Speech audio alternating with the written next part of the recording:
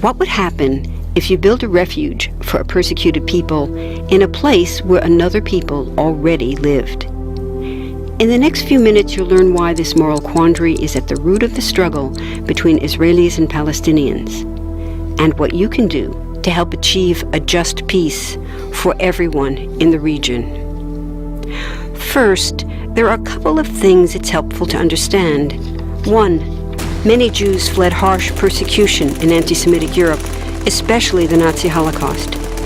Zionists encouraged massive immigration to historic Palestine, at that time a British colony, where Jews had an age-old connection and where small Jewish communities had long existed among larger groups of indigenous peoples.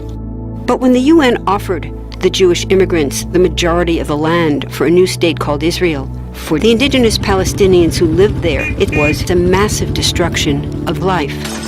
They rejected the UN's partition plan, and several Arab states invaded the new state of Israel. Israeli forces essentially erased over 400 Palestinian villages and towns.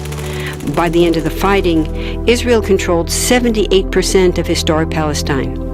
And when 750,000 Palestinians who fled or were expelled during fighting tried to return to their homes where the new state now stood, they were permanently barred by the Israeli government. While over 100,000 of their relatives and neighbors who hadn't left became second-class citizens of the new state, along with the new Jewish majority.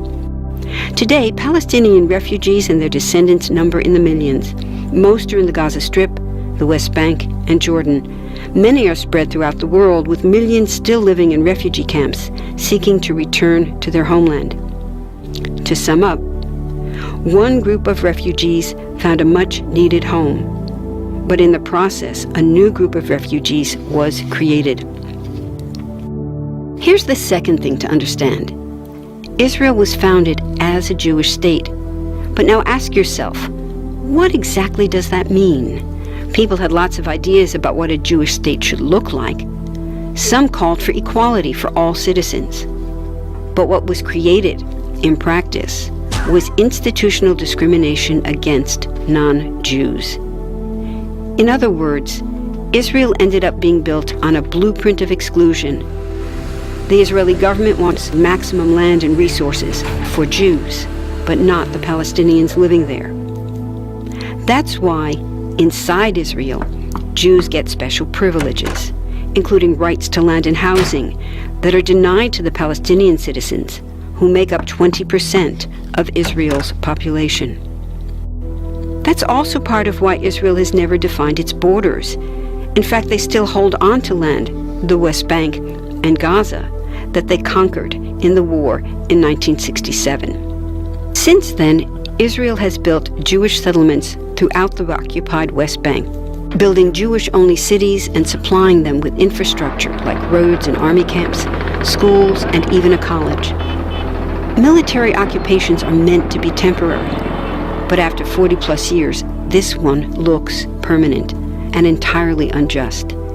In the West Bank, Israeli Jewish settlers and Palestinians live on the same land, but must live under two completely separate and unequal systems of Israeli law.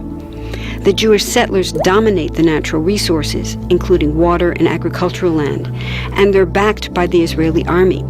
To maintain the occupation, Israel has demolished thousands of Palestinian homes and orchards, confiscated Palestinian land, bombed a captive civilian population in Gaza, and punished resistance with raids, arrests, and assassinations, all to gain maximum land, while making life so difficult for Palestinians that they will either leave or be too afraid to resist.